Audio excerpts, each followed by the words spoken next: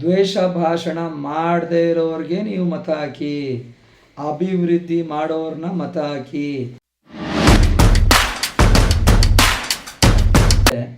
ಆದರೆ ನೀವು ನಿಮ್ಮ ಗಮನದಲ್ಲಿ ನೀವು ಆ ಮನುಷ್ಯನ ಬಗ್ಗೆ ವಿಚಾರಣೆ ಮಾಡಿ. ಅವ್ರು ಯಾರು? ದ್ವೇಷ ಭಾಷಣ ಮಾಡದೇ ಇರೋರಿಗೆ ನೀವು ಮತ ಹಾಕಿ, ಅಭಿವೃದ್ಧಿ ಮಾಡೋರನ್ನ ಮತ ಹಾಕಿ. ಯಾರಿಗೂ ಒಂದು ಕಷ್ಟ ಕೊಟ್ಟಿರಲ್ವೋ, ಸಮಾಜಕ್ಕೆ ಒಳ್ಳೆಯದಾಗಲಿ ಅಂತ ಯಾವುದೇ ಒಂದು ಜಾತಿ ಬಗ್ಗೆ ಮಾತಾಡದೆ ಇರೋರನ್ನ ಓಟ್ ಹಾಕಿ.